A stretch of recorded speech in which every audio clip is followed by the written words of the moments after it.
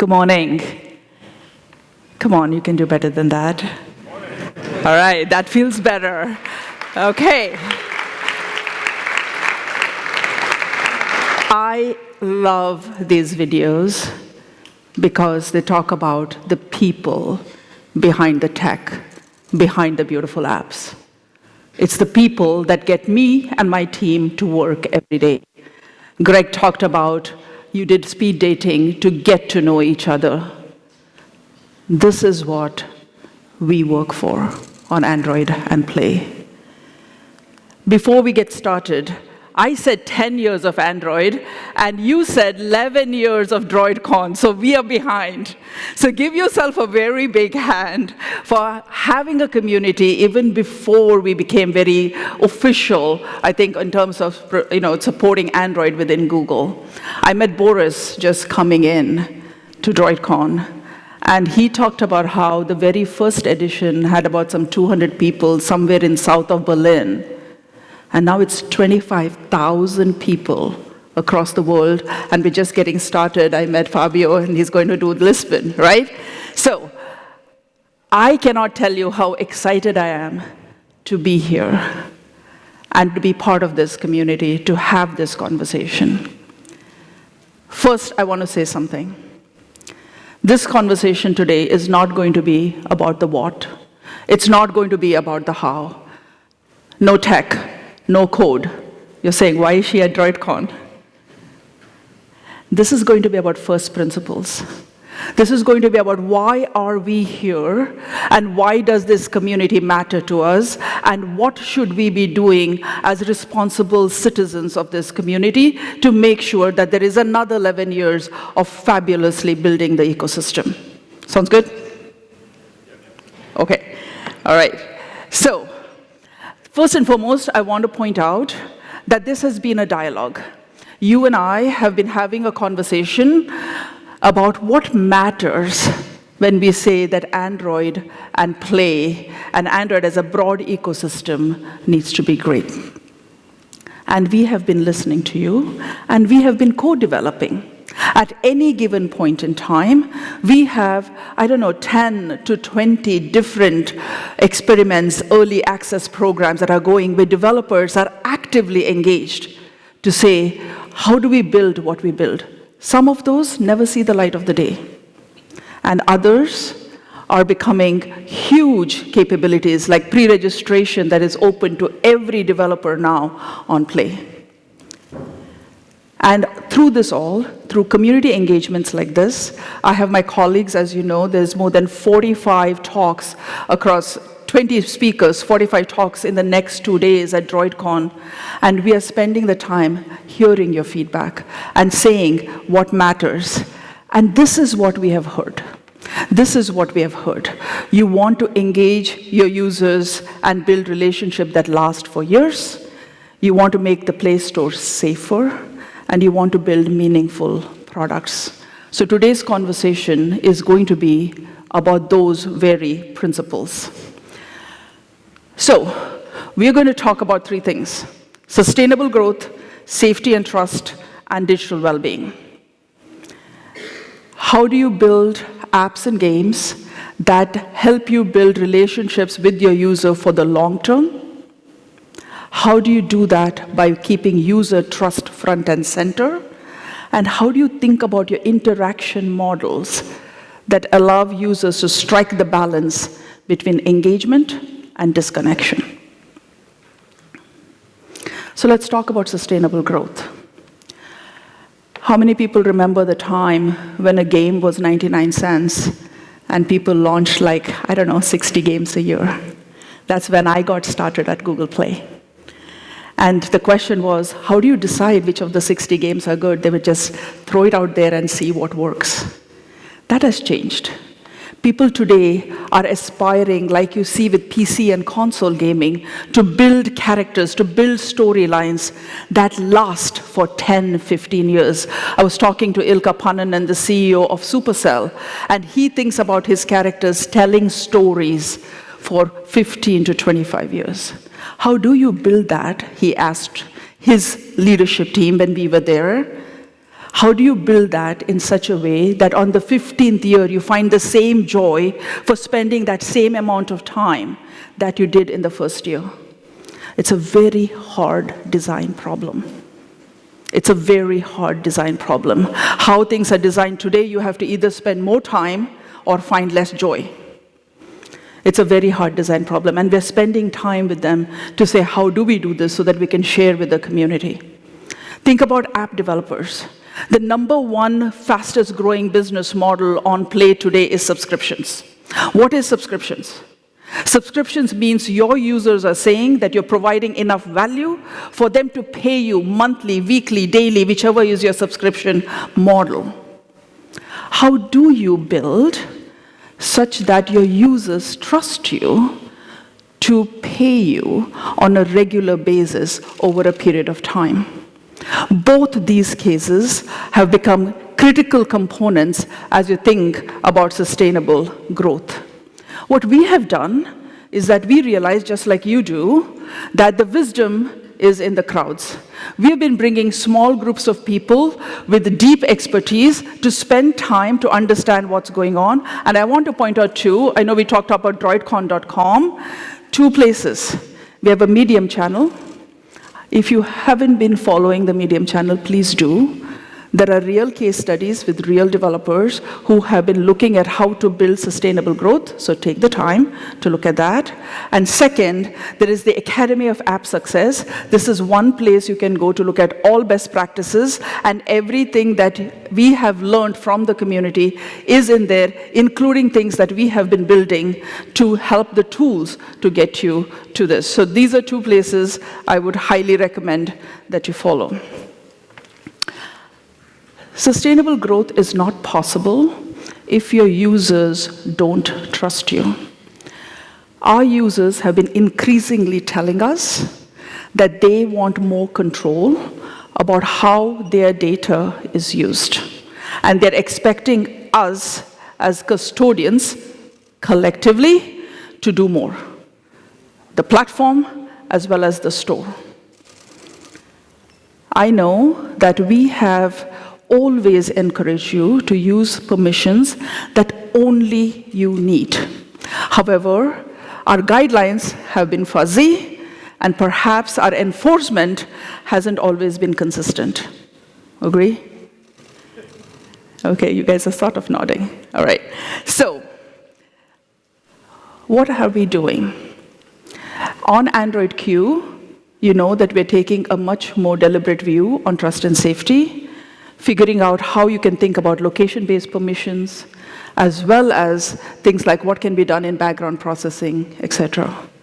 And about a year ago, we started thinking about becoming a little bit more deliberate about the permissions that people use. And really said, can we take a little bit of time to see, are people truly using the permissions that are most important?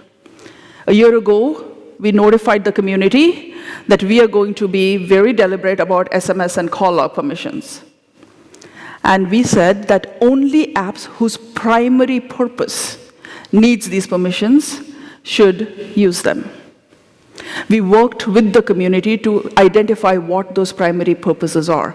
We had a lot of dialogue back and forth to make sure that we are doing right by the community and right by the user. And in doing so, we eliminated a lot of use cases that were not primary. We found alternative use cases in certain cases, and we eliminated any guesses. 98% of the uses. It's a question that we all have to ask each other. Why were we using those permissions? Did we care about our users' safety and trust? And to be very candid, except for a very small number of use cases where people were using it in malicious ways, a lot of times it is just because we didn't take the time to think about it. So here's my call to you. The next time you're thinking about a community conversation, the next time you are having small group conversation, ask this question. How do I put user trust front and center? When you have your scrums inside your company for designing your apps, ask this question: why am I using this permission? Can I do without it? And it's an important conversation that we all need to have. Our commitment is to keeping Android open. Our commitment is to make sure that Android continues to allow everybody to innovate. But we also have to jointly commit to user trust and safety. There has been a lot of conversation about how the store looks at trust and safety.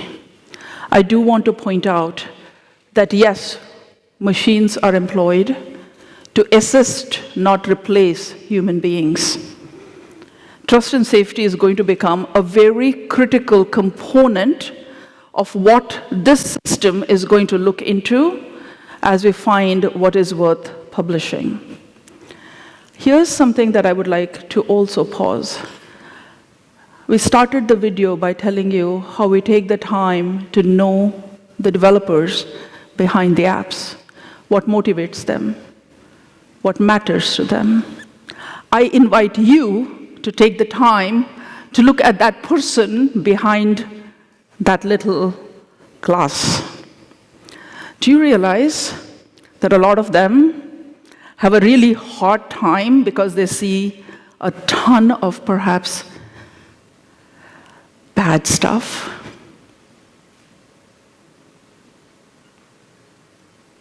Who's responsible for making sure they hold this lens to make sure that we can publish apps that we can all be proud of?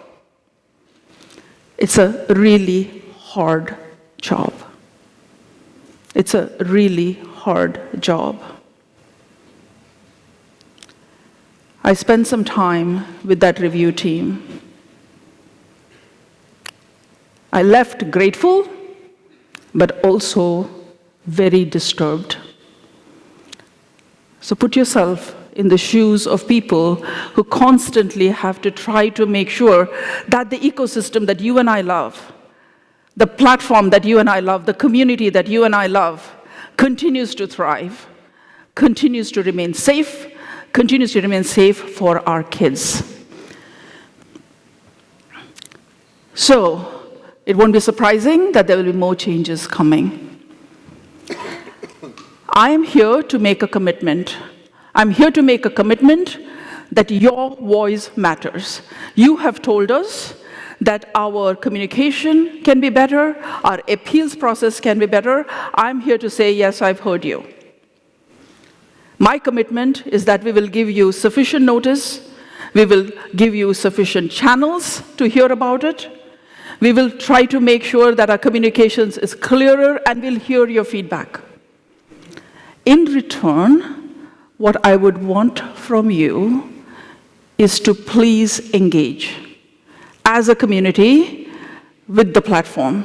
Take the time, please, to give us feedback, to listen to our communications through whether it is the Play Console, whether it is the Academy of App Success, whether it is developer.android.com, whichever is the channel that you're engaging with, please take the time to engage, to give feedback, so that we can find the right definitions for the permissions, and we can find the right use cases for which you can use.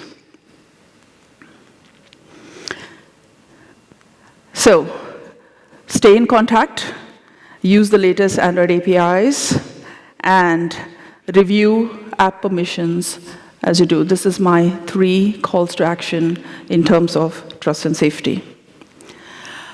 This is an interesting conversation about digital well-being.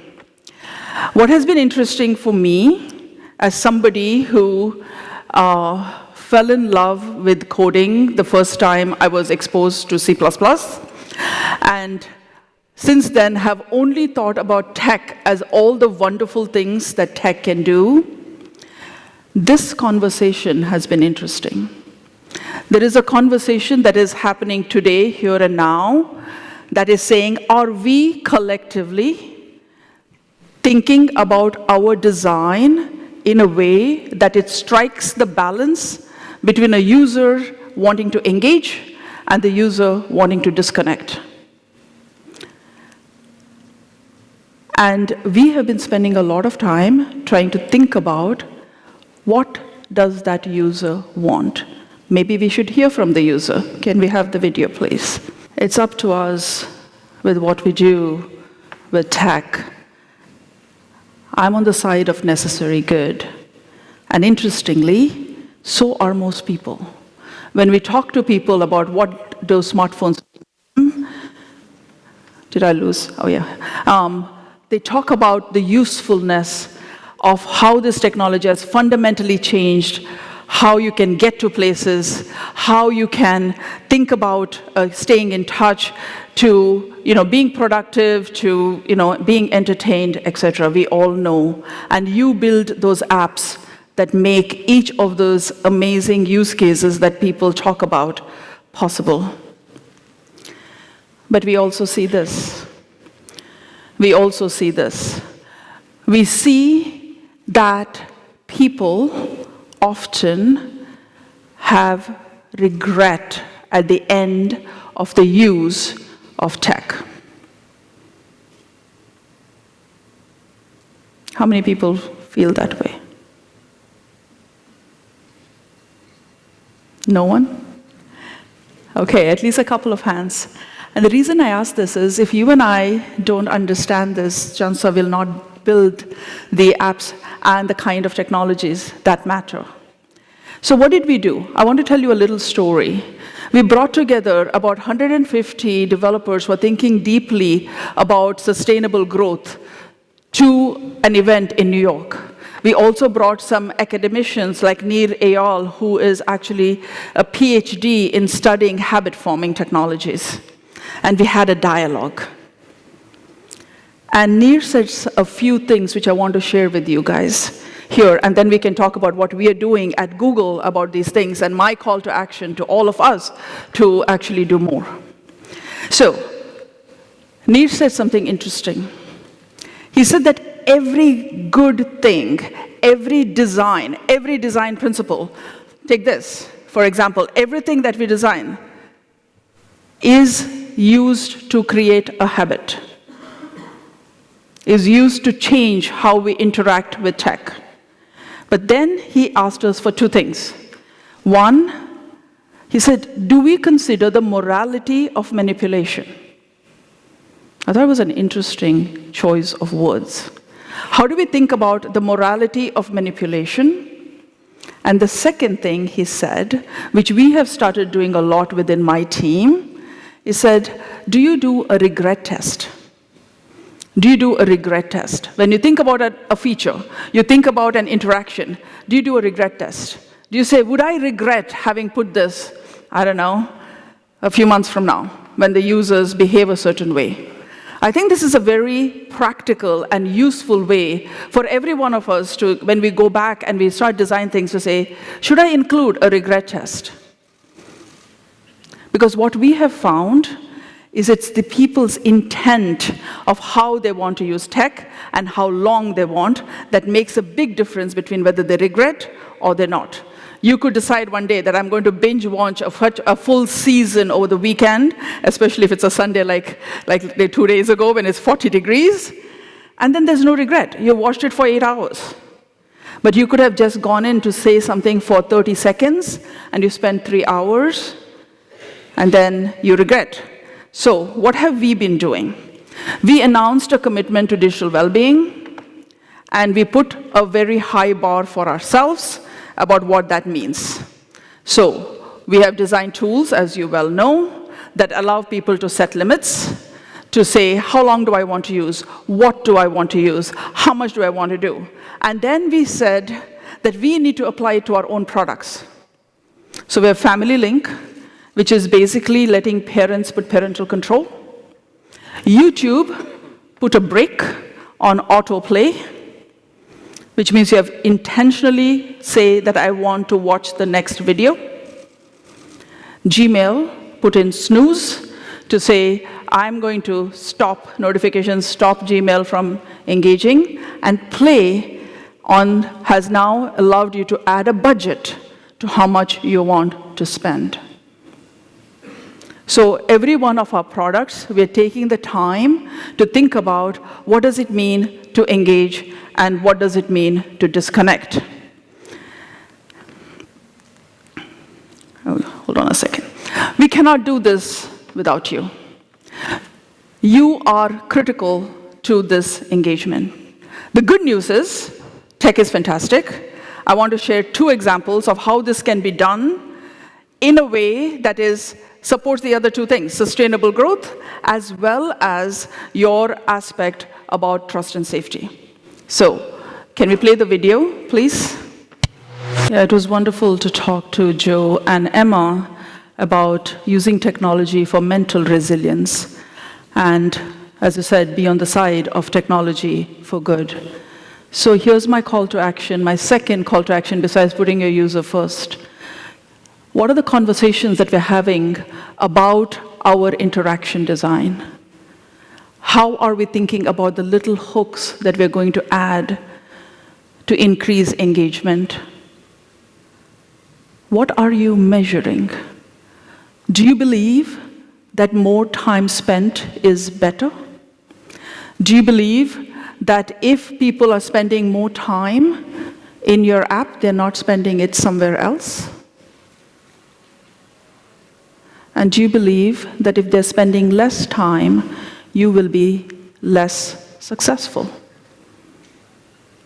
What other things are we doing to capture that attention? How are we using notifications? Do we know if people actually like our notifications? What conversation are you having about the impact of what you're building on the sense of regret or resilience of your users? So, back to the New York conversation, we met with Drops. Drops is a language learning app. They have a fundamental philosophy that if you're learning language, it needs to percolate. It's not about more time, it's about time in between. So they force people to have shorter sessions.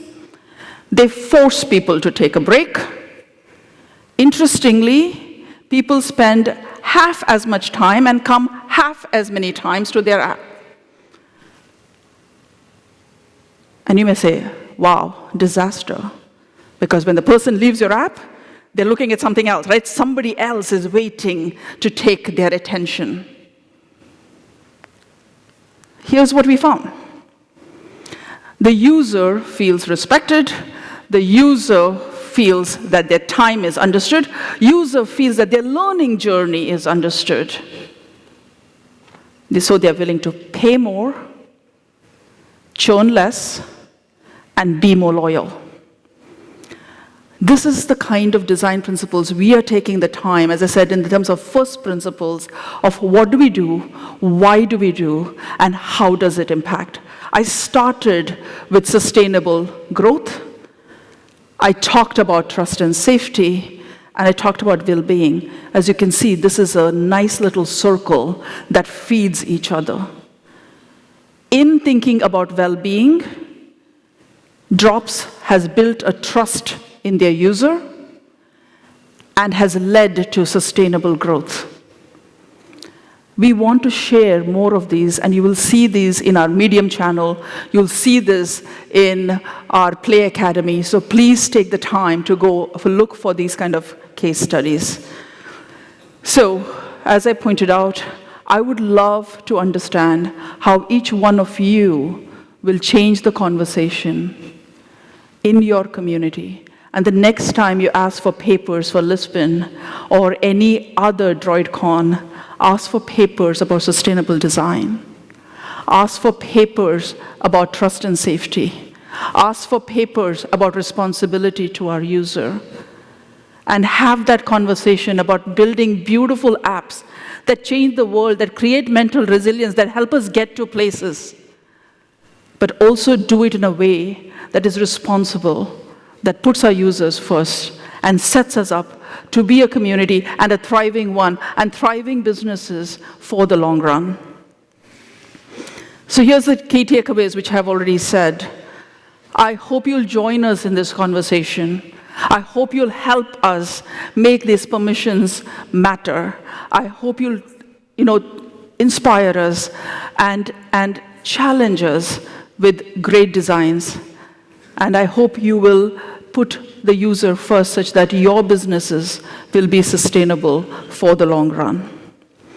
So with that, I want to thank you for this opportunity to have this conversation, which we believe is an important conversation. And I hope that we will continue the conversation after today. Thank you very much.